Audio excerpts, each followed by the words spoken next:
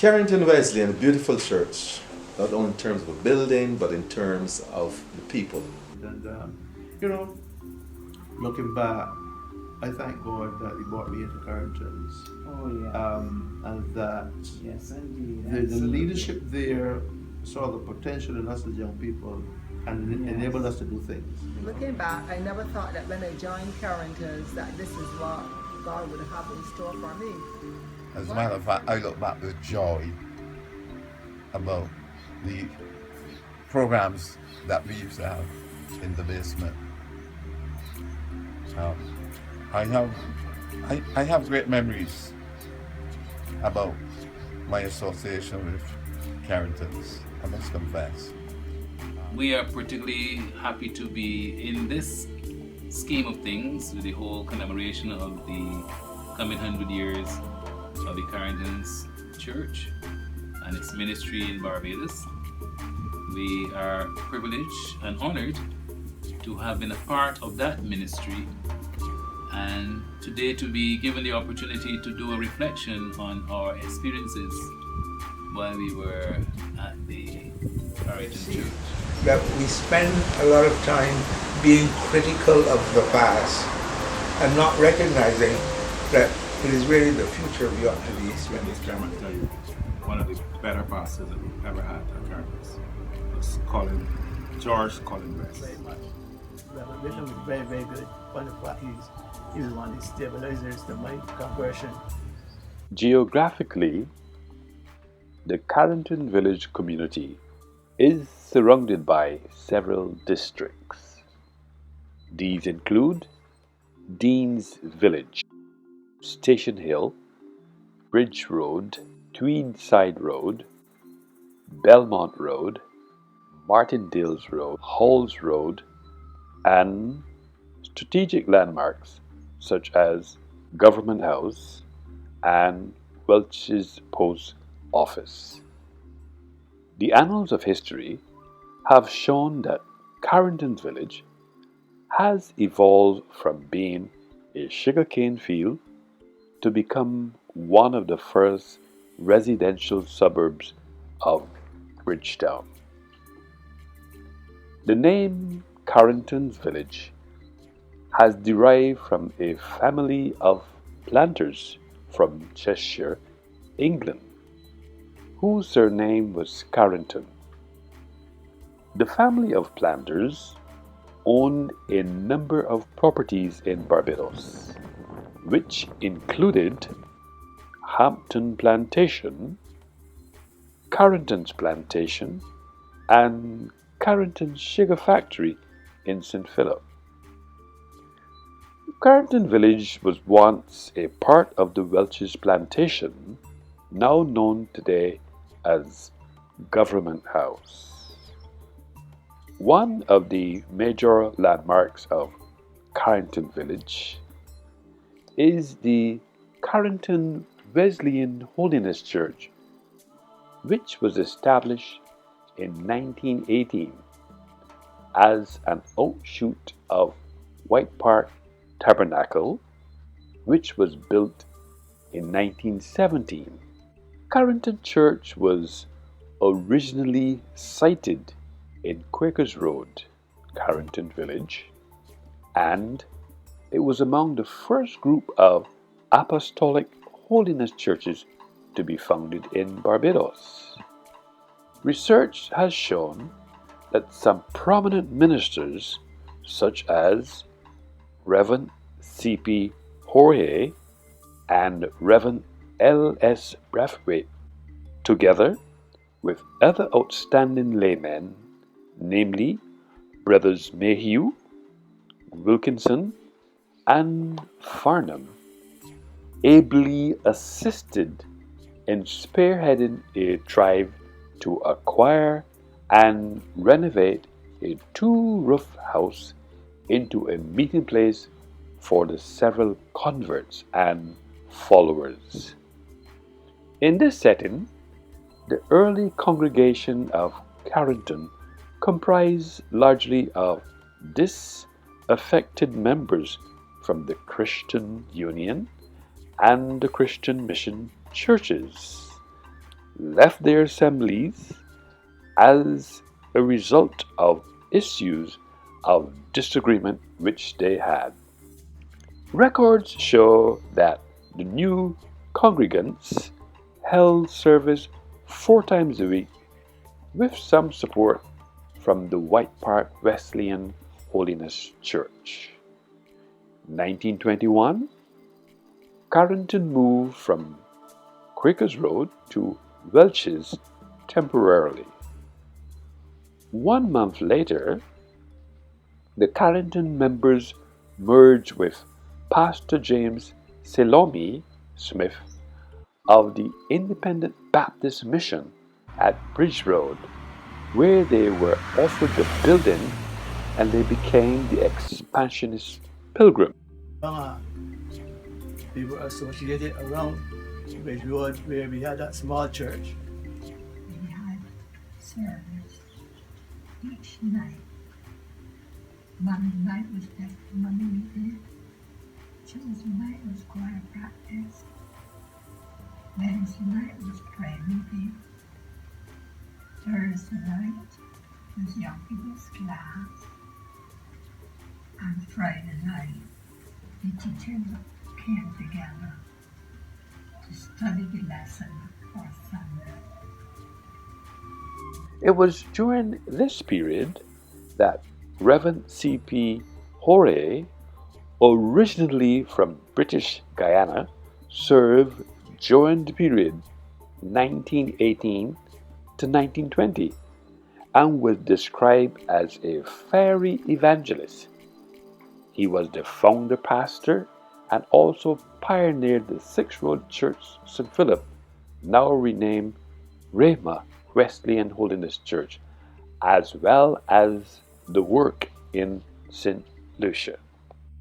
Reverend Louis S. Brathwaite, a Barbadian of Christian mission origins, served from 1920 to 1924.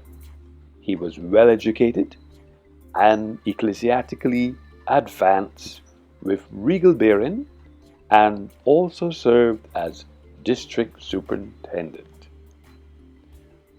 During the post-1925 period, outreach by the members of Carrington Assembly in the Dean's Village area confirmed a growing spiritual interest, which led to the church obtaining a building in the area. By 1927, it was evident that a larger building was needed to accommodate the membership. A new Dean's Village church was built at a cost of $1,000 and later dedicated on June 10, 1928. The Dove Band in Columbus, Ohio, with which Reverend Wingrove Ives was associated, contributed $116 towards the construction cost as a memorial to their founder, Aunt Mary Wright, a former slave who assisted many of her oppressed people to obtain freedom, one of whom was ELZIA of Uncle Tom's Cabin fame. The old structure was relocated to start the church in Cayville, and during the 3 months it took to build the new church, the Dean's Village Saints worshiped under a tent. Pastor James D. Tucker was the pastor. In 1929, the building had to be extended to meet the steady growth of membership, which stood at 160 members. The sole female Reverend Philomena Dummett, born in 1894 in British Guyana at age 26, and dedicated her life to missionary work, who also served as assistant to 2 great leaders between 1922 to 1931, as assistant to Reverends Brathwaite and Jorge for a total of 9 years and served as pastor from 1931 to 1936. Reverend Dummett is credited as a stabilizing influence in conflict and as a being responsible for the systematic organization of the assembly, molding the character of the Sunday school and establishing a sound foundation on which future leaders have built. Minister Oswald Boss Clark served as supply pastor from 1936 through 1938, following Reverend Dummett's resignation. During that tenure, the membership of the church surpassed the 200 milestone. He qualifies as an outstanding layman who was the man for his season. He also served as district builder for several years. Reverend L. Miller served between 1938 to 1942. He was an American missionary and district superintendent.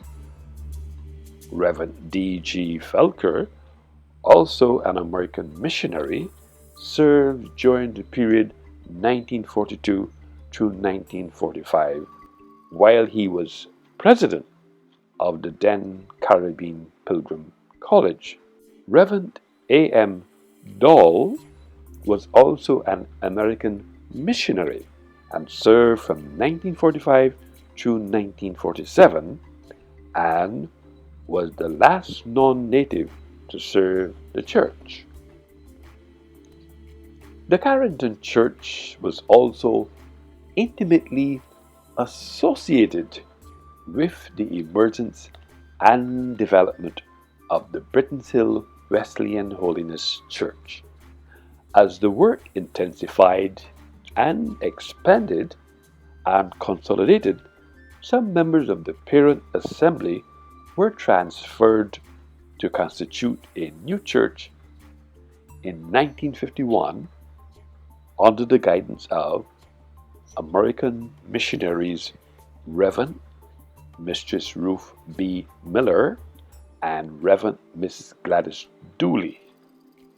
Land was purchased and a new, larger building constructed and opened on the 24th of April 1955.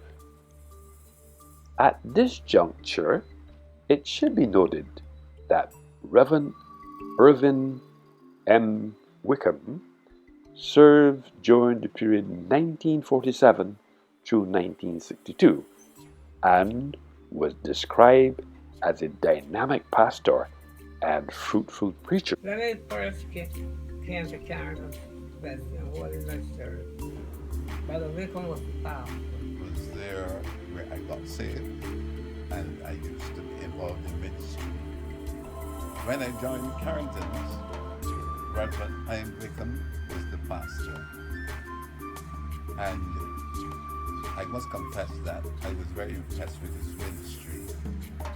They would go And I on. remember in October 1962 when they finally made that decision to serve God. And it was in that revival service. Because that was the last full year that Reverend Wickham was at Carrington's as pastor. He made the transition then the next year in 63, I think it was.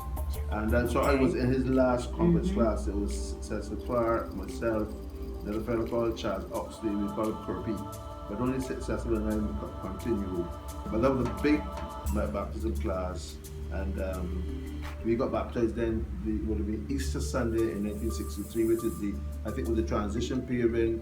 Reverend Wickham went to be superintendent and Reverend West came in then as pastor of the church. But he was one of the stabilizers to my conversion. Send me about preaching you up in there. Preaching that, love to preaching to another district. In those days, it was a send you. They didn't come in direct from the thing, but he's the same person. He went to revival the bishop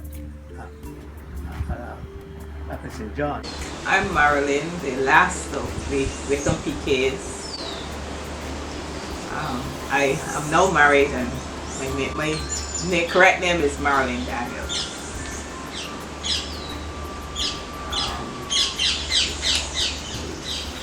As preachers' kids, a lot of was expected of us. Our parents expected that when we go to church, we would behave in a proper manner.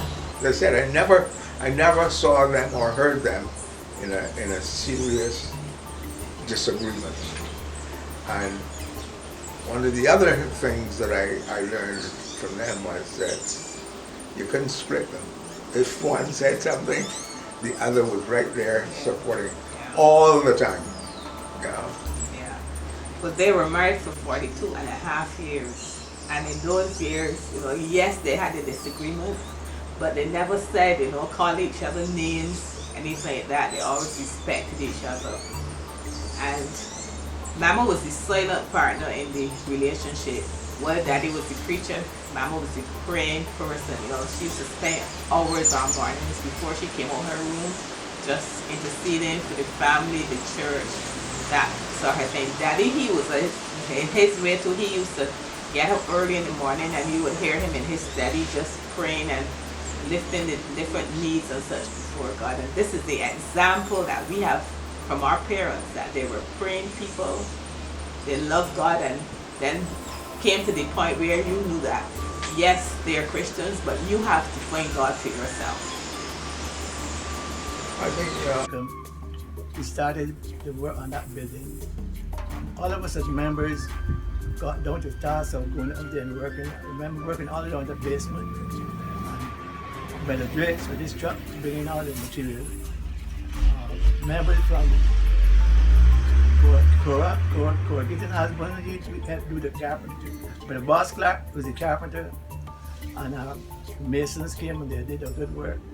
So we worked on that church till it was completed, and then they took the names of the members that worked in the building, and they placed it in the cornerstone of the church. Reverend Wickham was the pastor. I attended the Carrington Church. I was in Carrington Village. During his tenure, that Barbados became a fully indigenous operation in 1965, a historic milestone in Caribbean church history.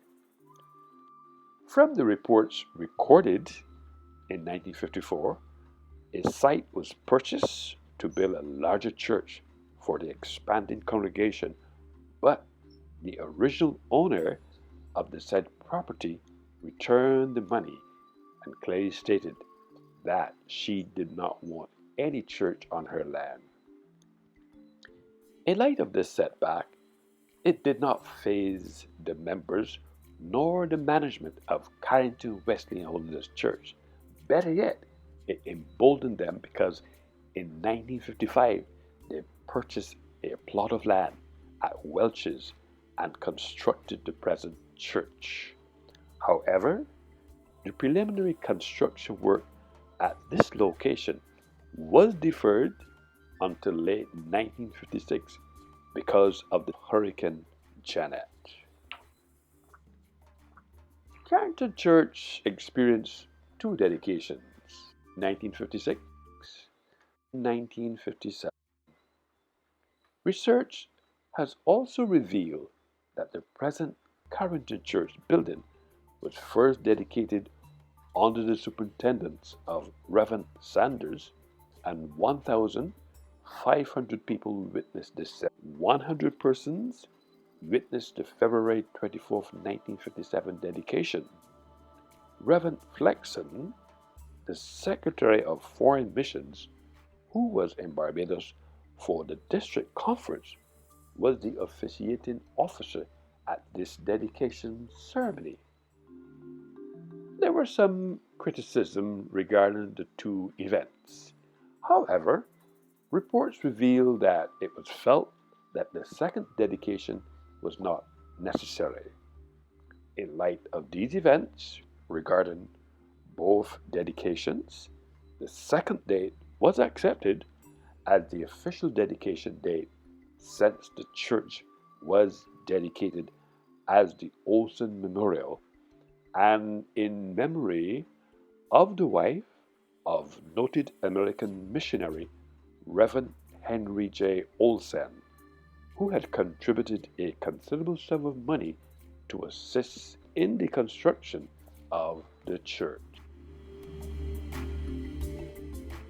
At this point, Reverend Gordon Colin West had arrived on the scene, and he'd served from 1963 to 1989. Reverend West had an extended period as Assistant District Superintendent. To date, his record as the longest serving pastor of the church still stands. And it should be noted that the church building was extended to accommodate existing office facilities during Reverend West's tenure. Generally, West was a rejected pastor. Right? I can still remember some of his messages today. Right? We as young people could go and tell Reverend West things that, my brother. That's sort of response he used to give us.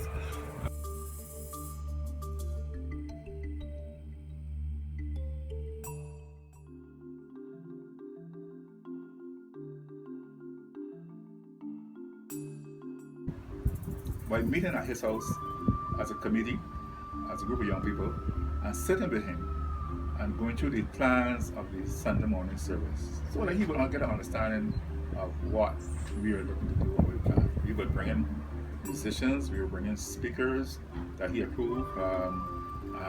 We started to do things, and the service started taking on a different angle of approach. More young people started to come to Carringtons on Sunday mornings, and then our youth department grew from bigger.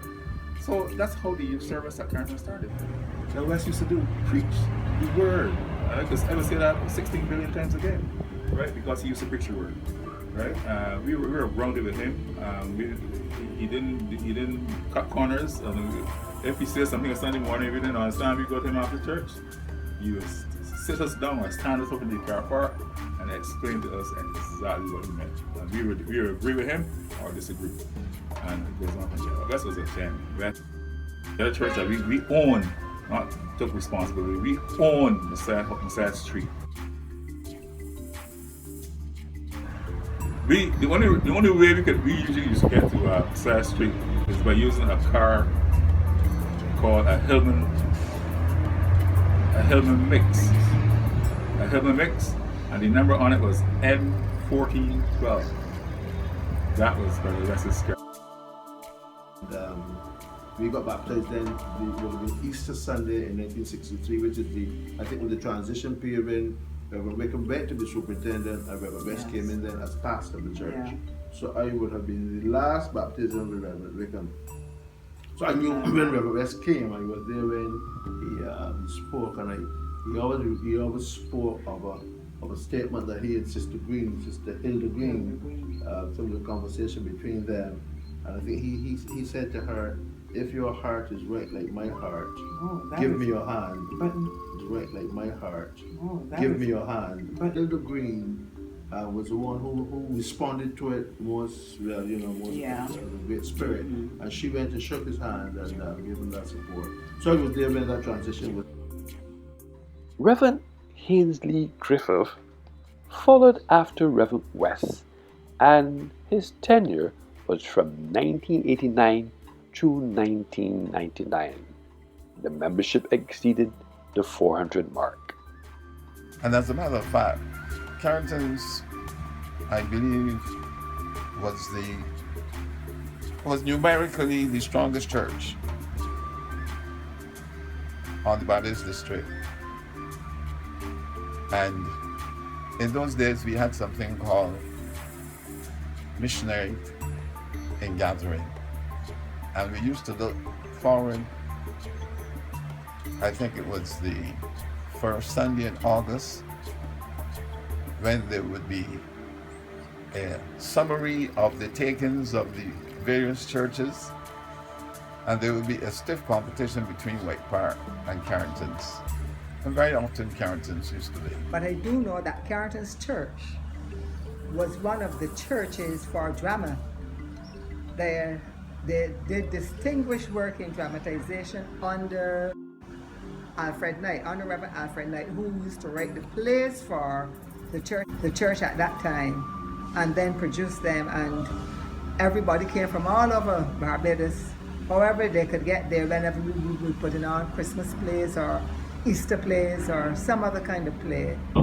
Who's now Dr. Trevor Shepherd, Vernon Chase, now deceased, Lemmy Rollins. I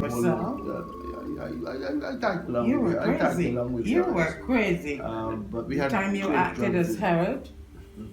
And Jude. Yeah, it was in 1966 then that we took on the role of, Yes. of dramatist and leading that year. We were to play Prodigal Son. Prodigal, that was amazing. But the legacy of drama that we inherited Yes. from the older youth, I remember Orbie Grant. I remember Orbie Grant in drama. Orbie was an excellent dramatist. And, Do yourself. The closest person to me when I was at Carrington's was Reed Grant. And I attended his funeral last year, and I was very glad to be reunited with several Carringtonites of yesteryear. I was there now 70 years. Yeah, about long.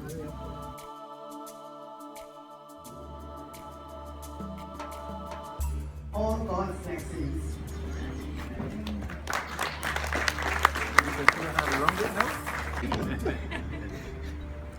Well, you tell me to say something.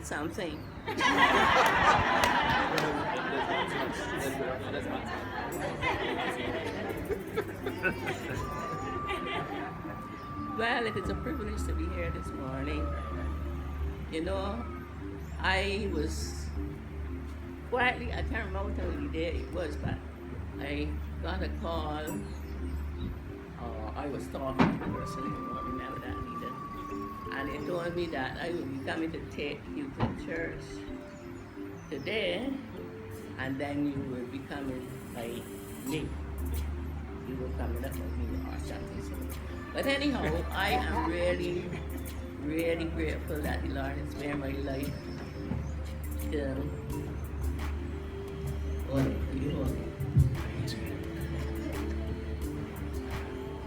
to be here this morning. 90 years is not 90 months, weeks, nor days. And so I think it's a privilege that I can be here, and my memories still serve me a certain way. Thank God for that. So I know where I am, I know who I am, and I know where I'm going. Thank God, I'm looking forward to that day. Many people are telling me about the 100 this, the 100 that. But I say my guns are in God's hands. I don't look forward to the 100 days, because if my body feels this way, now I'm 90, I don't know how it will feel 100. My good book tell me as years after the 70, by chance, strength. And I mean, you really need strength to get along. But when the years begin to accumulate, your body begins to deteriorate. Good word. So, I am here because I was brought here. And you know, I always go back to the Bible, you know, once a man and twice a child. And woman. Yes, I am glad that I had the invitation to be brought here, and I'm here thanking God and praising God. I never expected to be just talking or nothing. But it was granted me it was to do so. I'm glad that I understand what you're all saying, and I'm glad that I have Some ones that are interested to bring me, but it's not easy pushing a baby. I know a person and a baby is a child. So I know how it is, and I want to thank Matt. I want to thank Stuart for the willingness. No, I'm talking about the brown business, so I know it's not easy. Yeah. To bring me that I can be in the house of the Lord. And on this special day, not this day, tomorrow day, that I will be able to send prayers and peace. And I'm contented. So I am looking forward to seeing my Jesus. That is what I'm looking forward to. You know. And I commit myself into his care. And he want me to live beyond it. He must grant me to have the strength and the ability. Because one like to be I always say that my children and I we are aging together because they're all retirees.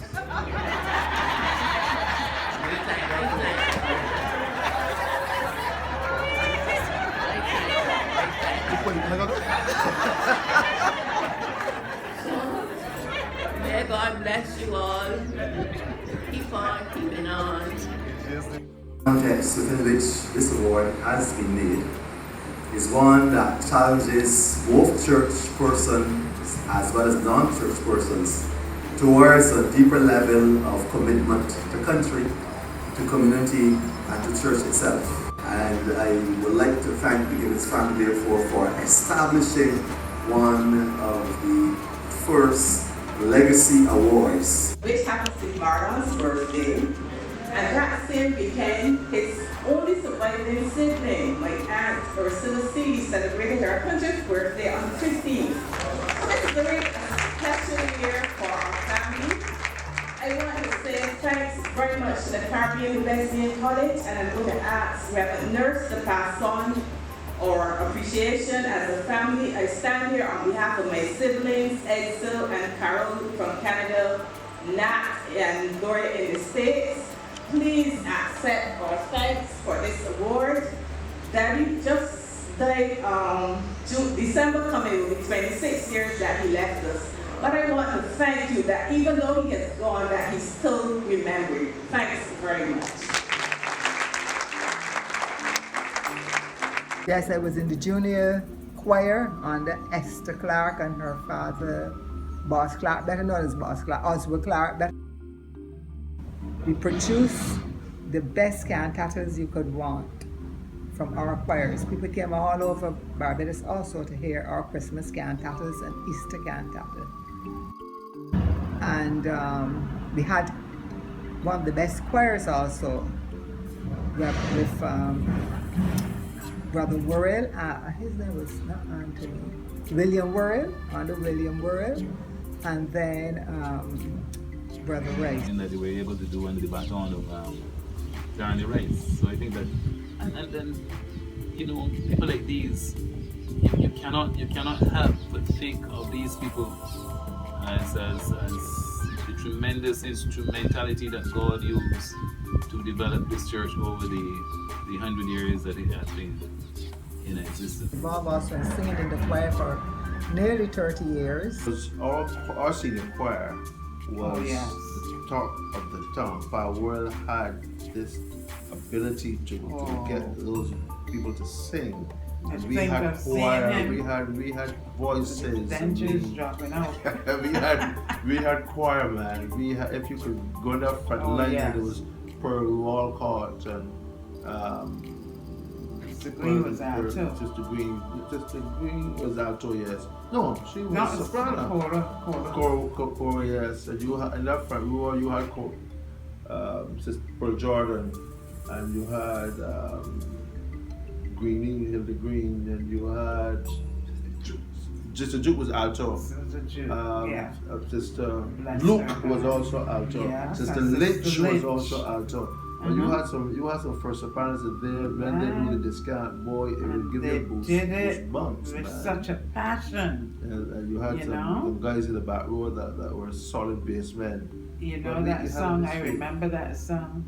I'll have a new body. Oh, yes. Praise the Lord, I'll have a new life. Well, I think they're thinking up to and now. The parts. You know? But let's go into our junior choir. Oh.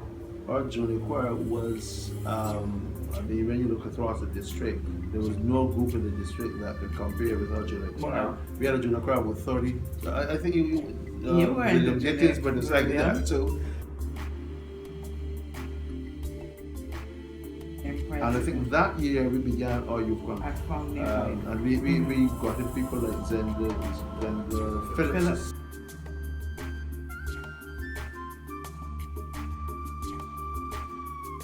So days that we had, Reverend Andrew Isaacs, who was JCR or Bible College. Many a convention you spoke in. They say at one time the church had about 5 organists. There was Oswald Clark, who was the general organist. There was Natalie Wickham. There was Winston Moore. He was the youngest organist and keyboard player at Carrington's. David Abetz himself used to play. Tim Brooms used to play. Right? And Boss Clark as well used to play. Right? So we had a whole lot of different organists at one point at Carrington's. We didn't have a lot of musicians at Carrington's at one point. And we used to interchange and things like that. But we had a lot of singing groups in the church.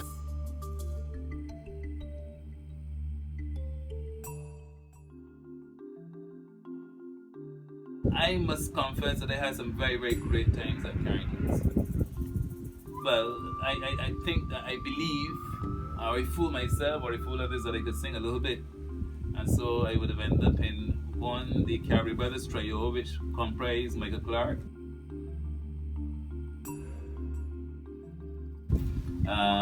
You would say Oswald Clark, church builder, his grandson, Louis Clark, pastor, a very prominent member of Carrington as well, his son. I can't now sit here and call names of groups. One of the famous groups, very famous groups of the church was a group called the Four Pilgrims. But the Four Pilgrims were about 6 people. You might ask, how a quarter to 6 people? But this is what used to happen. They had 6 members of the group, all we used to practice together. And all of us used to sing different parts. But on the occasions when 2 persons or 1 person can't make it, somebody else will fit in. So there will always be a quartet. Many times we've gone some places, man. The way we get there, sometimes on bicycles, just to sing. We used to sing at every harvest in Barbados, every church harvest. And sometimes 3 and 4 harvests Sunday evening. Go and sing at one harvest, and when we finish singing, we left there and go to St. Peter at another one, left St. Peter and go to St. Thomas, another church. We were so busy. So we were popular, Four Pilgrims. And today, people singing out in groups and quartets and things like that are privileged to have a microphone for each person. At Carrington's, we had 1 microphone, a grand piano. Microphone, working through a grand piano PA system. 1 microphone. But the whole church used to hear all our voices because we used to project. And that is something that don't happen these days, and the people who singing, they don't project. So we knew how to project. And 1 microphone for everybody, including the boss guitar. We used to do that. Then there was another group called the Gospelers. That was a younger group made up of Daniel Rollins, Cecil Clark, who is now pastor of Nazarene Church in Brooklyn, and myself, Jeff Shepherd. The 3 of us used to sing together, which was something made up of about 34 people. Huge chorale. And of course, we used to sing at various churches as well, but we used to do concerts for our own self. At Carrington's, we would put on a concert for ourselves just to pour out. And the level of talent we have. We had people like Clive Room.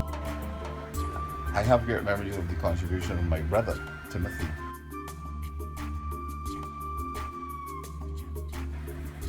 To the ministry of Carrington's. Timothy was a musical fanatic, and he kept the music of the youth department very rich. He was good on the organ, was good on the guitar.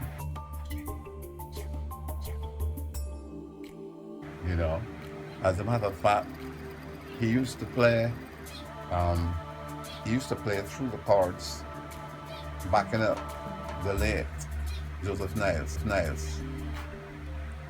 And somebody referred to it recently on 92.9, you know. Yeah, we had a beautiful time. Those excursions were a big thing. Big thing. 24 buses, A to Z. Yes. Fairfield Road used to be lined with buses when we had our annual excursion. Well, it was a way of, Daddy would struggle with the organizational thing, how many buses you need, and in those days, the Sunday schools was always a big seller.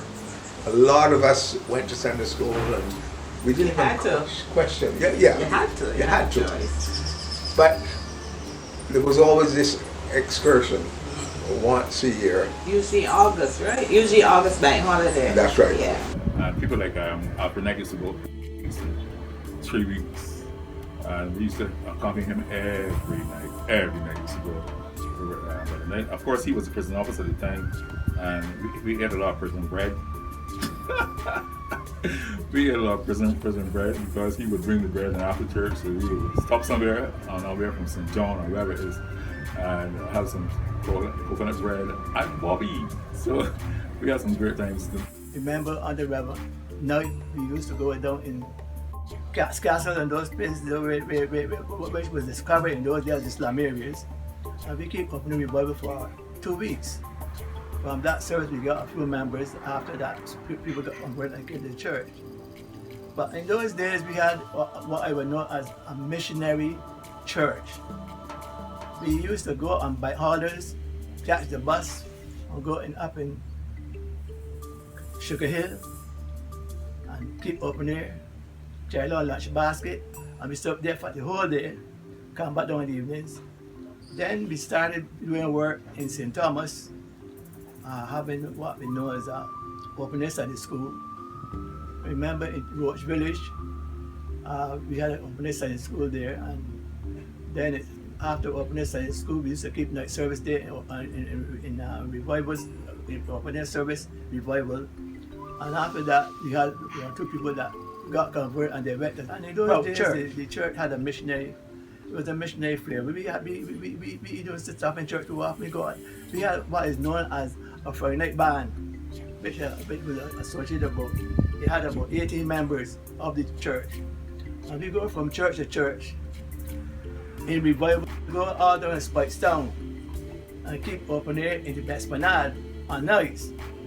Not only that, we preach in the Salvation Army down there in the church and so on. At least all down in Pike Corner. We used a church that was a missionary church. Back those days, there was a missionary church. So we find that in these days, there are not that development in the church. It seems as though everybody come to church and have what we call a good sound service, but it wasn't so in our time.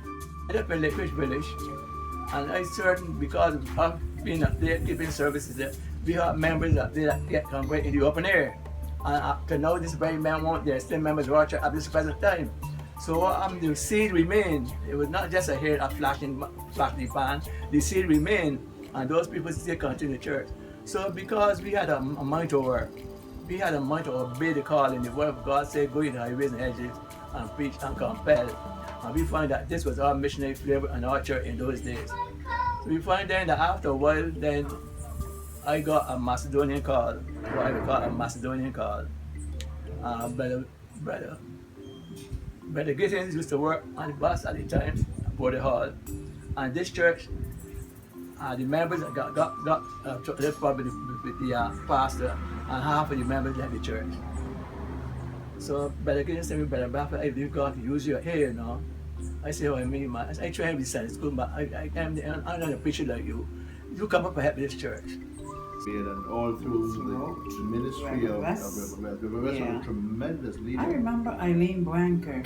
She was one of my Sunday school teachers in my adolescent years, those years that were turbulent, and she would always come to us, the core class, and lay her hands on our shoulders and say, I'm praying for you, I'm praying for you. And that, looking back, that made such an impact. Sister Rosemary Branker. Sister Branker was the first person who got me involved in missions, because at that time when she was director, our theme was touch not, taste not, handle not. And one Thursday night every month, she would take about 3 or 4 of us girls, and she would take us down to the Christian mission at that time it was in Halls Road, and we would do a skit on that. And it got me involved. I somehow I got a love for missions. And couple of nights. It was a lot of fun. It was fun. It was fun to interacting as teacher. I remember another teacher that's still impacting my life was Worrell Price. Reverend Ricardo Taylor, the youth pastor, took over the leadership of the church and served from 2000 to 2007 before resigning and eventually withdrawing from the Wesleyan Holiness Church. I was installed actually on the 4th of May 2008. The church had some challenges. I was requested to give attention to Carrington at that point, coming from Kairos, a rural church, smaller church, intimate relationships, really on a good growth spurt. When I got the call, I committed to responding to the call. We immediately recognized that we had but do some restorative work in terms of building relationships, ensuring that ministries were up and running and operational. We recognized that there was a massive refurbishment plan that had to be put in place as far as the building and the fixtures was concerned. We began to mobilize the members towards that response. We thank God that there was a spontaneous approach, and we eventually in 2010, by 2010 January, I think it was Earl Barrow's Day, we were shifting the furniture from the church and getting ready to have the floor in its entirety ripped up, which was replaced. We had set a deadline in about 4 months to complete a massive project, and we were able, with God's help, to accomplish that. And that began a series of restorations of various aspects of the building, relationships as well, of revisioning for the future. Recognizing that Carrington has had a tremendously enviable legacy, we recognize that we had to ensure that the fruit of that legacy was sustained, and indeed that it was expanded, because we didn't want to look at the past as a stepping stone only, but look at the past as a place to park, but as a stepping stone to greater success. Over the past few years, we have done quite a bit re-establishing some foundational issues and structures, making sure the administrative architecture was in place, really poised for takeoff. And yes, I also remembered under Pastor Louis Clark, who was passed and gone, that he was our Sunday school superintendent, and Carrington's Sunday school rose to 600 pupils at one time. I think that went on for about 3 years. As long as he was there, the Sunday school kept rising and rising. And I mean, it was something else to think of a Sunday school raising to 600 members at church just up there on Well Chase. After he left, after he came off of that, the Sunday school then did not strive. I wish you all there, and I hope that you're around for the anniversary. If not, you all can meet me in heaven. Well, my hope and prayer for Carrington is that, with the help of the Lord, the church should advance. Thankful for those who God has put in place to keep the work going. Because we know there's certain works that fell through, but I'm thankful God still haven't given us people to carry the work. So I'm complimenting all those who have put an effort over the years to bring Carrington Church to the standard it is today. That the ministry of Carrington's will always be cutting edge. You know, but the church has always been a tremendous church, has always been the leader on the district, you know, and it's good to see other churches rising up now and also, you know, coming up to the stature. But Carrington's has been the church. The church. Wesleyan We congratulate denomination. you, Carringtons. Oh, yes. On 100. God bless. For the next 100, make the impact. Say, we have to ask where I am to help us to say what we mean and mean what we say, and to look for his coming. Be ready and stay ready. How we go forward from here, because the truth of the matter is that I think the church needs to send a clear signal to the world outside, for the sake of grabbing their attention, because we're settling for too much wishy-washy stuff, and we seem afraid to speak to things like sin and to holiness, things that you heard repeatedly as you grew up as a child. And there was messages galore about sin, about hell, about holiness. But as a church, we seem timid to deal with these things. We seem to think that we are going to scare away people. My position is, if the life of a person depends on something, and you, rather than give them that, you are going to refuse to give them that because you feel you're going to scare them away, but then what are you doing? Central celebration should be focused to look at the youth. I don't think we should look back at 100 years ago or 60 years ago. I think we should look to the youth.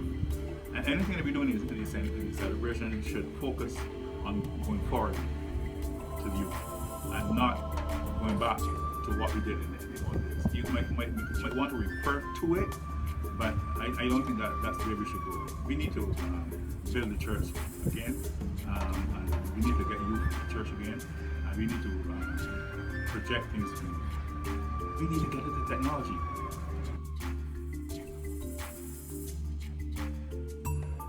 I'm grateful for the continuation, and I'm sure it would help people around the church and in the church as much as they help me, and I'm sure that they will continue on that wonderful path with God's blessings. Thank you very much. The men boys have to be men later, and if the men are not in their right positions and as ordering as God placed them, the boys will not be coming out and mature as good spiritual men and mentors.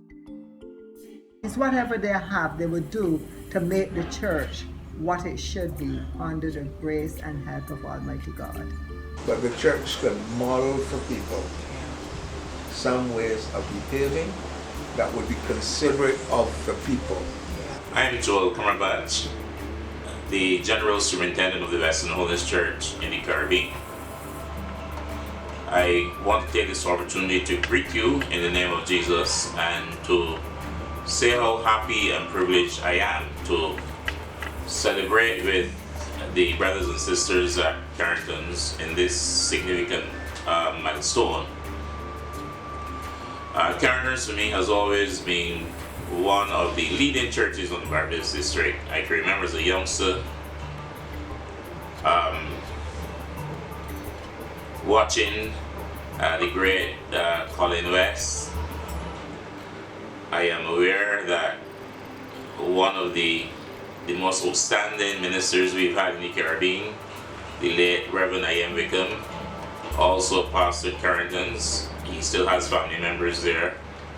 Certainly there are many who have gone on to the eternal reward and have left a lasting legacy. And of course there are those who have had their foundation in Carrington's and have gone on to other denominations, whether here in Barbados or through the Caribbean and the world. So 100 years is indeed a significant achievement, and I'm glad that over the years I have benefited from the ministry and from the prophet. As you look to the other 100 years, to do all you can in building the kingdom of God and continue to support your church. On behalf of my own family and on behalf of the General Board of Administration and the entire Wesleyan community, including those in the diaspora celebrations. So may God bless you, and we look forward for great, great, great things coming out of Carrington's in the years ahead. But at this stage of the centennial, we are pleased to report that things are looking good for the future. We know exactly where we want to go. A dual focus has to be engaged at this point. And one is to sustain the fruit that we have at present, recognizing the demographic balances that we have to work on. We have, admittedly, about 60% of our membership is over 60 years of age. And we have to recognize that that is a characteristic of Barbadian demography as well.